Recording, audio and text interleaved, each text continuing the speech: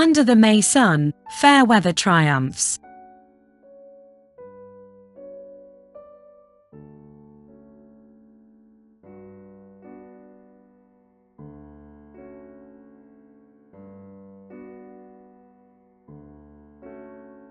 Against a background of paper-like rocks, the leaves of the trees, bushes and meadows shine a brilliant green.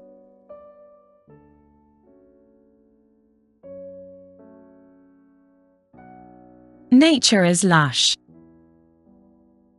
Roses and violets have blossomed everywhere. Only ladies and gentlemen appear in the fresco.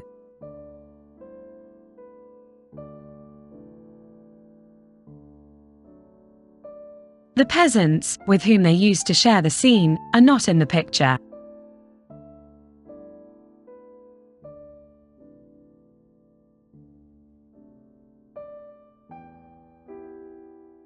They respected the tradition. Agricultural activities were completed by the 23rd of April, the feast day of St. George.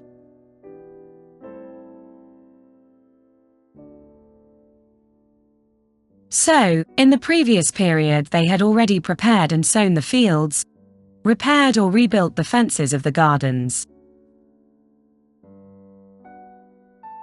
Now they can finally take a break.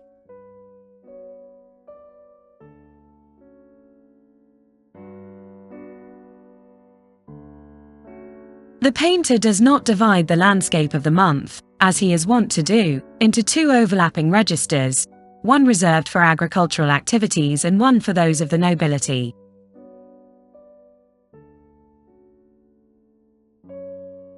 But combine them in two different months.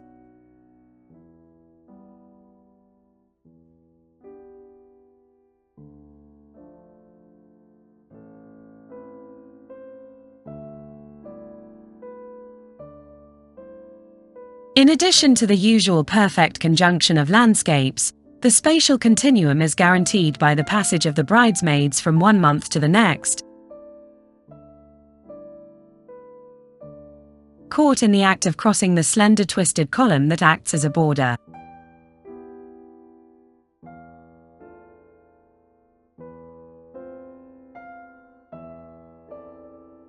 The village of April, symbol of the rural settlement, is replaced by a town, protected by a red curtain wall, symbol of the courtly establishment.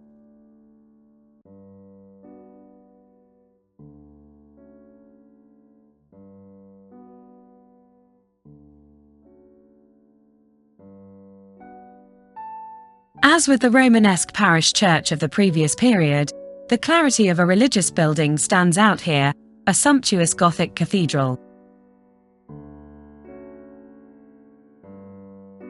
A wooden bridge leads to the base of a mountain, in the direction of a flowery meadow, where young and elegant aristocrats are seated around a laid table, headed by a man dressed in white.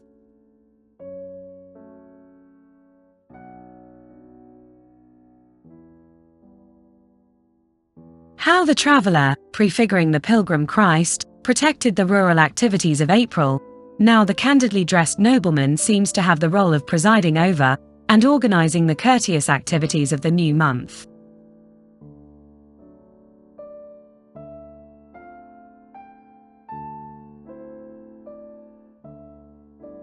Standing around a set circular table, a symbol of abundance and exclusivity, this lady seems to hold out a knife to divide the fruit in the hands of the man.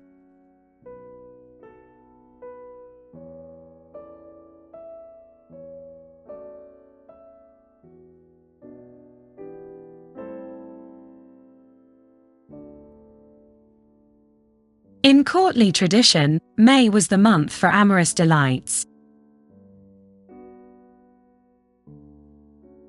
Cheerful brigades of young people used to roam the flower-filled countryside, celebrating ancient rites and enjoying the renewal of life in an atmosphere of joyful carefreeness.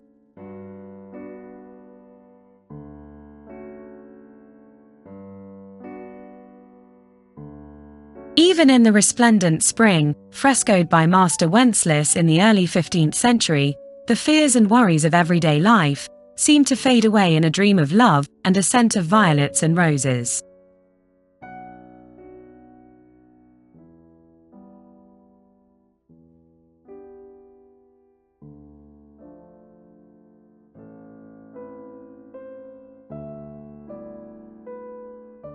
For the May Eve feast, the maidens pulled out their most beautiful and colourful dresses from their wardrobes.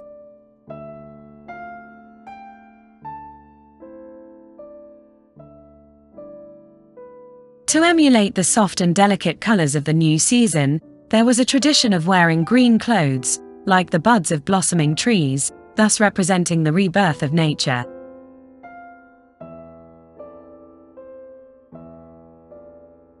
A popular saying goes, "She who is clothed in green, much of her beauty she trusts."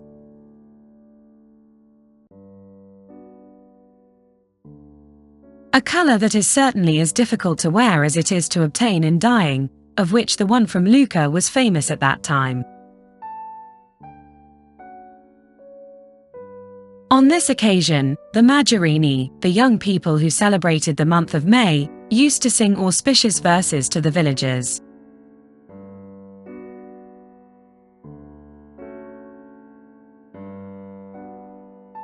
Among the symbols of spring rebirth are flowers, which participants adorn themselves with and offer as gifts.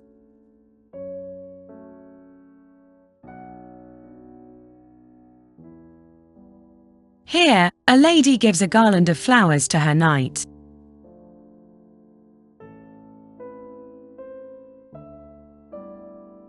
An obvious symbol of family order, also to be understood as the feudal order of the knight to his lord.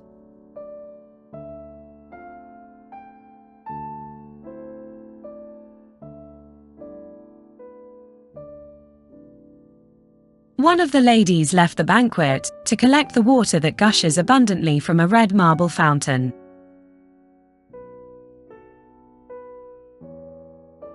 Perhaps it is an allusion to the fountain of youth, which, according to legend, could renew beauty and youth for eternity.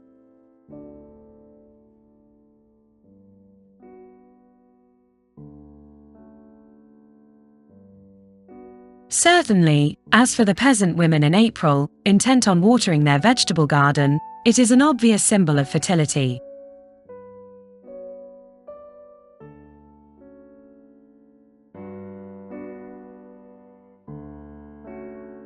Under it, a young couple represents the birth of a new love.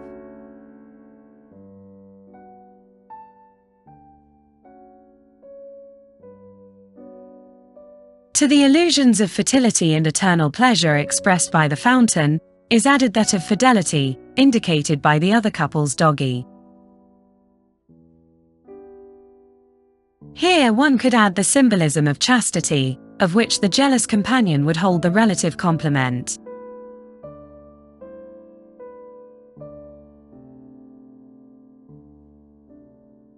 The concept of a chastity agreement between two lovers appeared in some 12th century poems.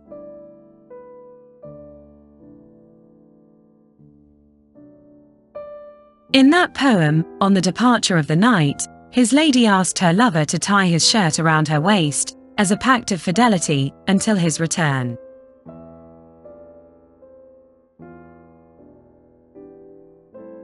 The fresco almost seems to evoke the atmosphere of Giovanni Boccaccio's Decameron, with the cheerful brigade of boys deciding to abandon the city and move to the countryside, surrounded by nature, pleasant places and untroubled peace.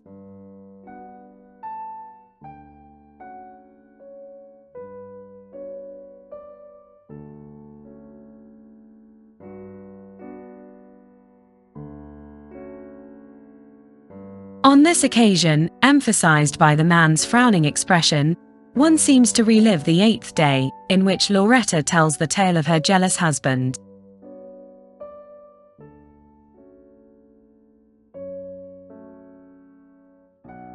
The figure with the sword, almost completely obliterated by time, is not an enemy, or a rival in love, disappointed and outraged.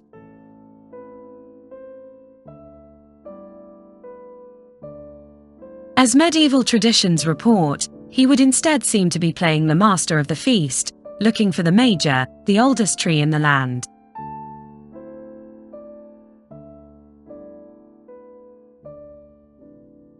Once identified, for his role to be known, the master would carve a cross on his bark.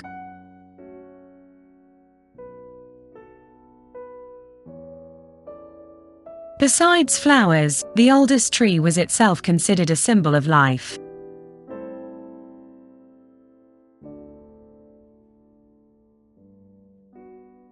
The month of April and the month of May thus become a single allegory of prosperity, under the protection of the dimension of the transcendent and the prince-bishop, its representative on earth.